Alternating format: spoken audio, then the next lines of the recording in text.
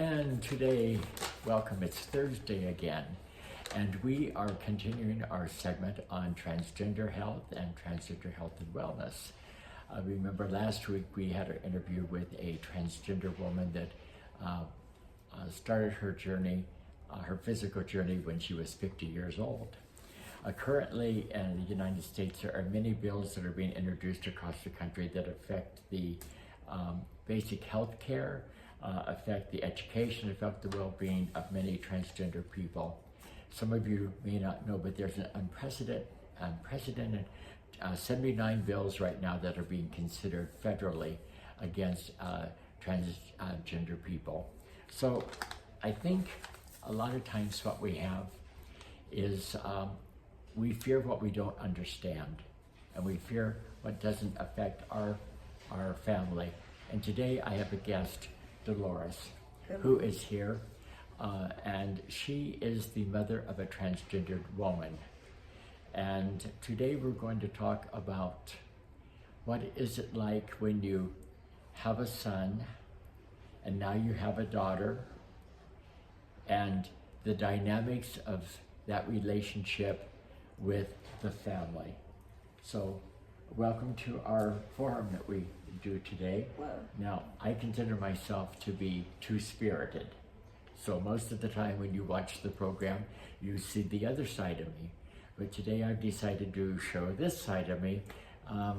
Why? Because I wanted to, basically.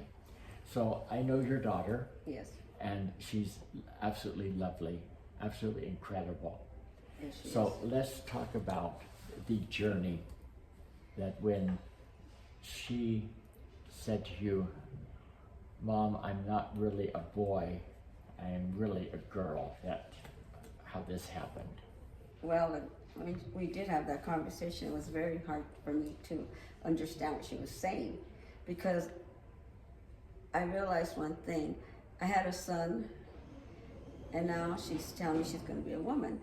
And it was painful, but I realized one thing, that I'm her mother, and no matter what she decides, I will always be there for her. I did a lot of research to understand this, because I was like raised different and old-fashioned. And I will say this, it's a long journey. I'm still there for her. You know, there's times she goes through a lot of things, but just supporting her, and all my family supported her, her father, everyone, that gives her the will to want to continue her journey. And it's a very difficult journey to do, but with the care she's had and therapy, I see a big difference from her. So for you emotionally, when she said, Mom, I really want to transition to being a woman because I feel like that, how long did it take you? I mean, I don't think you just went, okay, that's No, okay I with didn't. me. No. How long did it take you to start processing? And was there anger? Was there a sense of loss? Because you lost a son. And how did that feel? Well, I felt like I buried my son, which was very difficult. But it took a long time to understand. And, you know, I felt like a mother, what did I do wrong? You know, and I realized one thing. I looked at her and I said, you know what, no matter what, I lost maybe my son, but I gained a daughter. Okay. So it was very difficult. It took a while, a couple of years, I would say. So you began to realize that you did not do anything wrong. Yes, I did. That you did everything that was right, and yet what you're doing right really doesn't affect how she has felt from the beginning of her life. Yes. That so many parents, and one of the reasons that we're doing this today is because we hear erroneous statements from political figures Yes. that say you know, your son went to school Steve and came back Stephanie. And 15 years later, they say, Mom, how did you let the teachers do this to me? And then we hear the erroneous statements that that certain administrations are allowing illegal aliens into the country and making them all transgender. Now, there's an estimated 280,000 transgender people in the United States. I don't think that most of those are aliens that came across the border somehow, and all of a sudden we decide, okay, you're going to be a different gender. So if you're talking to somebody out here who's a mother or a father, I would like you to speak to them and give them some of your personal advice as how they can navigate this journey. First of all, you don't blame yourself. And second of all, it is your child. You carry that baby in your stomach for 9 months. Whether she's from gay to transgender, I would say this: support them. Don't abandon them. Help them out, because so many parents will not accept it and kick them out of their house, and they end up in the street. I, as a parent, could never do that to my daughter. I love her so much, and my advice to you is love them regardless of what they are. They're your child, and in the long run, when you see them so happy, as a parent, you're going to be happy, because all we want is our kids to be happy. And I say for any mother and father, please accept them and do your homework and realize they're going through a lot. And the more you accept them and support them, that's all they want. Their family behind them. Now, in your situation, did the whole family support right away, or how did? I mean, because you mentioned her father. So, oh yeah. So, we know how fathers like to have a son. Yes. And they like to do man things with their son. Yeah. So, how did that dynamic come about? Well, in the beginning, he was not happy, and he really didn't want to talk about it. Okay. And because men are so good at denial. oh, that was him. He was in denial. Okay. And my daughter and son said, "Mom, didn't you see this happening when she was little, playing with Barbie dolls and that?" I said, "I didn't think anything of it," and they saw it from the time she was small, that she was not a boy. I mean, she was more girly, and she had. I mean, this is funny. Most boys, when they're 6 and 7, they're playing with boys, sports and all that. Not her. She was playing with Barbies with all her friends, and all she had was girlfriends, little girls her age. So her father had a hard time. He was very strict, and I think it took him maybe 5 years to finally accept it. Okay. And when she had her surgery, I was grateful because he took care of her, and he realized, this is my daughter. We both cried because it was really hard. Okay. When she had her surgery. And now we're talking about breast surgery? yes, breast and face. And facial surgery. Yes, Okay. yes, we are.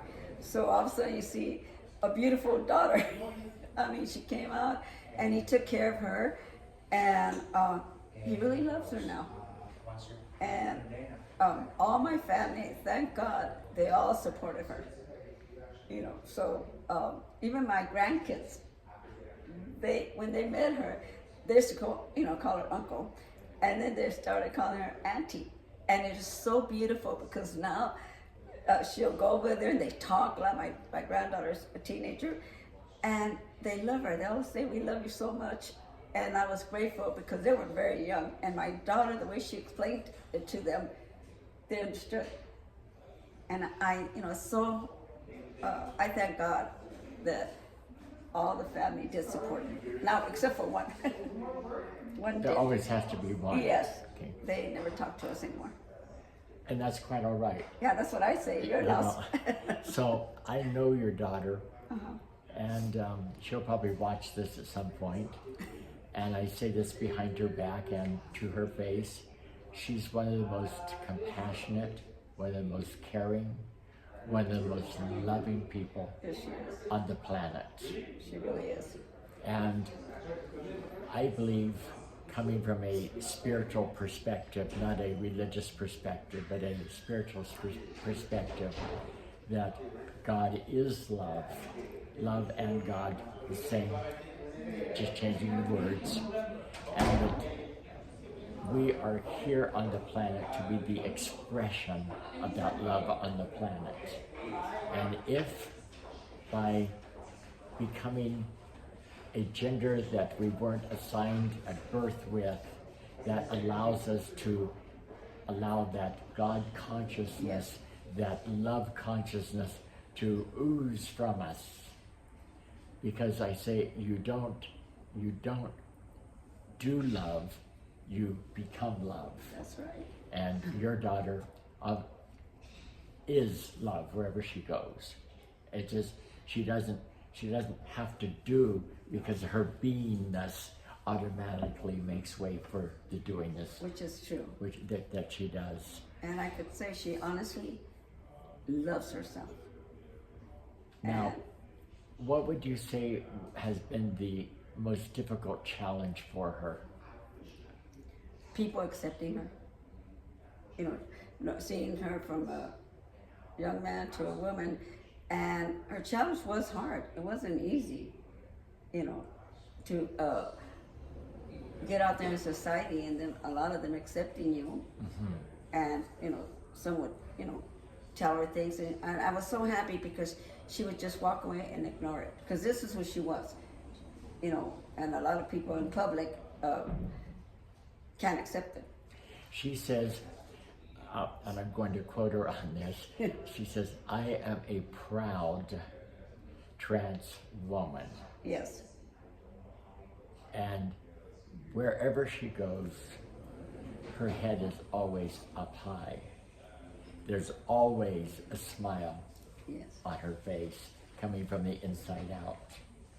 And she obviously does not dislike herself, No.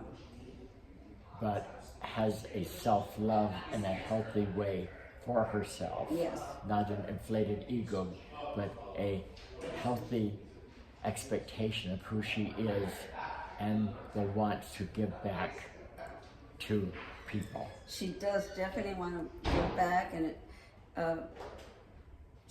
when she can help somebody, it's very rewarding for her. She goes, "Mom, I feel so good inside that I can reach out to these people because I've been there, and I want to help them."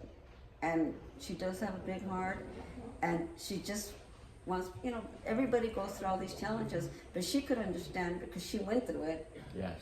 So she's there to help, and she does have a big heart, and I'm really, really proud of her. She's come a long ways, and I love her very much. So you, their parents, if you're not going through this, but growing through this, because it's a growth process. Yes, it is. If you're growing through this and you want to get a hold of me on my YouTube channel, Open to Possibilities, or on our website, which is opentopossibility.org, we will put you in contact with resources. And if you would like to talk more with Dolores, we will hook you up with this fabulous lady to speak with on her experience, because it's not just about a statistic, it's about human beings that we are. And often I've said this about the God business, that God is the biggest stem cell that there ever was. Because if you're from a Christian perspective, it says God breathed into us. So when God breathed into us, mankind, then that essence of God is in each of us, whether you're gay, straight, transgender, Muslim, Greek, Jew, whatever, it doesn't matter. So until we do a new program next week, I'm telling you this, live your best life, and you be the light Don't wait for somebody else to be the light.